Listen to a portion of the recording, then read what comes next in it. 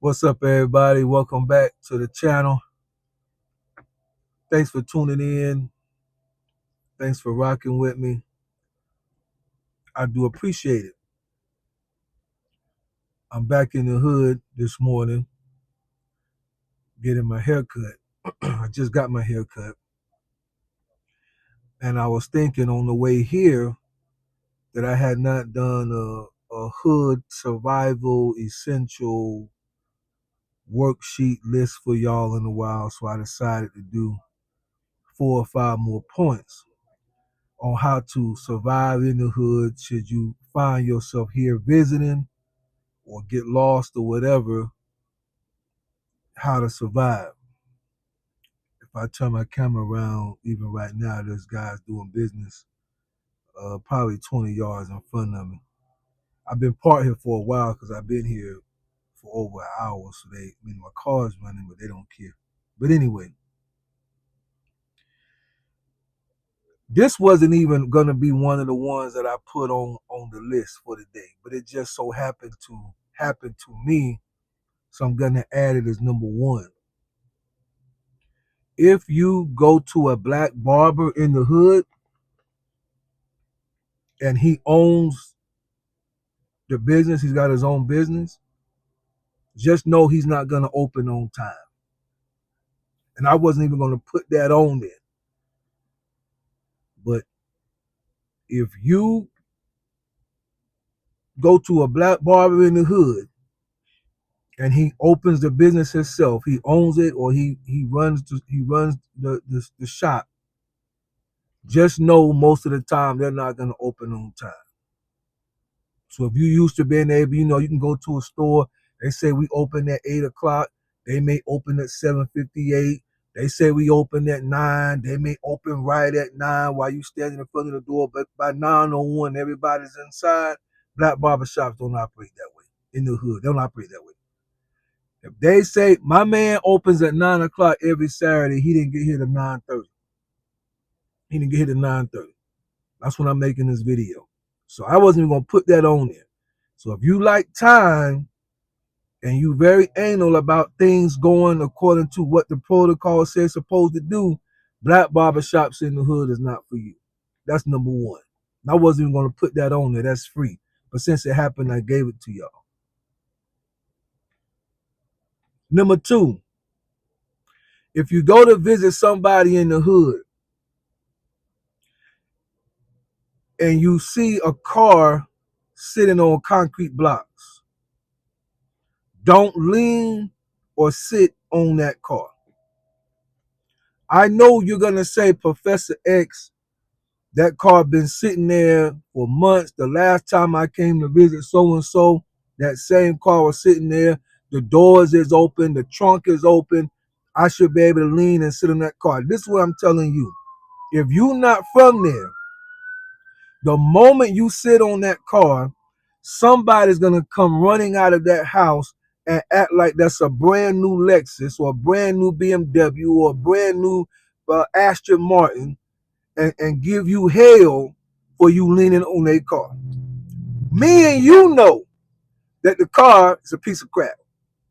Me and you know it ain't even got wheels and tires on it. You and I know there is no oil or gas in the car. They done siphoned all that out. They done took all that out. They knew it wasn't going nowhere. They done took the oil out and tried to use it in the lawnmower. They done took the gas out and put it in the weed eater. Me and you know that. They done swapped the transmission out and put it in something else. They needed a 350 and something. They done swapped the transmission engine out. They done put it in something else. We know that. But because you're not from there, you better not lean or sit on any car, even if it's on blocks. That's not for you. That was number two. Do it at your own risk, but you've been warned. Number two, if you're not from the hood, you may not understand this, or if you don't frequent the hood much. Don't park your car close to the basketball court. Do not park your car close to the basketball court where a basketball could hit it and bust your window, whatever. Now, the reason why I say that, because when you pull up to a basketball court in the hood, you're gonna see the rim is gonna be bent in the front. That's from all the guys jumping on it, and they want to see, can I touch the rim? They jumped on, they don't bend it down. So the rim is gonna be doing like that. It ain't gonna have no net on it. And the backboard is gonna be chipped at the bottom. And you're gonna think, because you ain't from there, they ain't playing no basketball here. My car is safe. I could park my car right here because obviously ain't nobody playing no ball right here because there's no net. Because where you from, y'all only play basketball where the nets is. When you shoot it and you make it, and it make that crisp sound when the nets flip up at the bottom and it make that little popping sound. Correct. That's where you from. So if y'all ain't got no net, well, one of y'all, you go to the store, you're gonna buy a net. Y'all gonna take the hour out, climb up the pole, put the net through the little grooves, play with a brand new basketball. Now y'all ready to play. Skins versus no skins, right? Or shirts versus no shirts. That's how y'all play. Not in the hood. In the hood, it's going to be a raggedy basketball that's been around for 20 years. Nobody cares that the rim is bent. The fadeaway going to work just the same. And nobody cares if it don't have a net. All we need to hear is the sound of the metal thong when the ball goes through. When it goes through and the ball hit that metal on the other side of the rim, thong, and come right back, that's a clean shot. That's what y'all normally hear, the swoosh of a net. We listen for the vibration of the rim. Don't park your car there. You've been warned by Professor X. Do not park your car next to a basketball court, and especially next to a basketball goal, just because you see a sign on the fence that say no ball playing allowed and bent rim and no net. That's not safe for you. Don't do it. Try it. Set your own risk. Number 3 or 4, whichever one I'm on. Maybe number 4, because I gave you a free one. If the street light, if you in the hood and you hanging out and y'all talking, you see guys talking, you see guys playing spades, you see guys playing bone, domino, you see people hair being done, you see cats pull up and their music is loud and smell the weed coming out the car and the gold fronts and the shorts hanging down almost to their knees, and they're getting out the car and they firearm falling down, they picking it back up. You see all the chicks, all that. You see all that. But everybody vibing, having a good time. It's getting late. If you see the street lights start flickering, in your mind, something is wrong with the wiring. That's in your mind. In your mind, they need to get the electricity people from the city down there to get that fixed. That flickering to you is a warning. Get your behind out of there. Something is about to go down. It's a warning to everybody, but it's a warning to everybody else to be on guard, because either the cops is here, somebody that we all got beef with is here, somebody is just about to be an altercation. So everybody else is going to be on guard. They already know. Start looking around and see what it is. There's a car that just pulled into the neighborhood nobody's familiar with. There's a group of guys, something. That's an unmarked car, 5-0, so it's going to start flickering. That's their sign to get on your P's and Q's, start paying attention to your surroundings, see what's going on. That's your sign. Get your behind out of there. It ain't for you to try to figure out what's going on. It ain't for you to try to figure out who got beat with who. It ain't for you to try to figure out who the cops about to arrest today. That ain't for you. That's when you see that flicker. That's your sign to say, all right, dog, I'll holler at y'all later. I gotta go pick up some food from how y'all talk, for my old lady. I gotta stop by the Jamaican spot, get her some oxtails and rice. I'm out of here. I'ma holler at y'all this week. You get your behind out of it. Okay? It's a warning for everybody, but it's your to-go sign. When you see it flicker, you gotta go.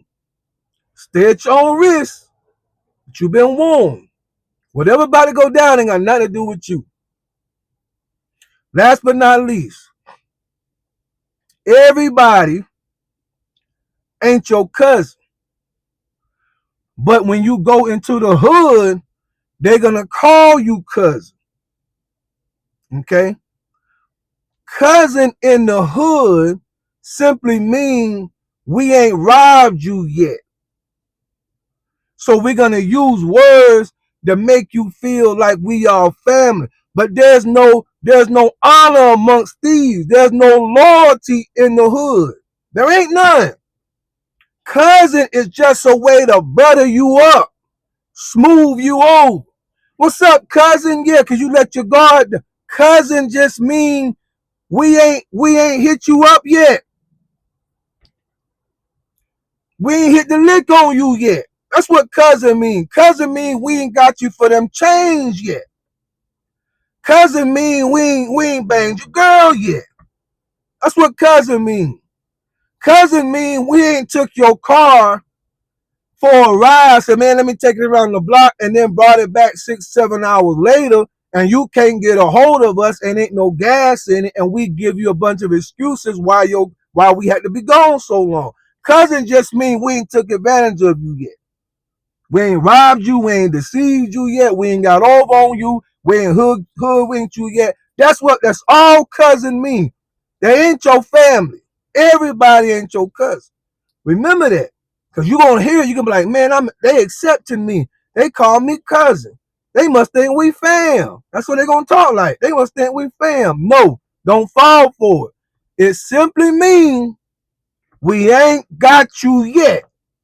Best believe it's coming. Now, if you take these 5 things that I told you, you should be able to have a successful time getting in and out of the hood. Y'all got it. Be safe out there. Bye.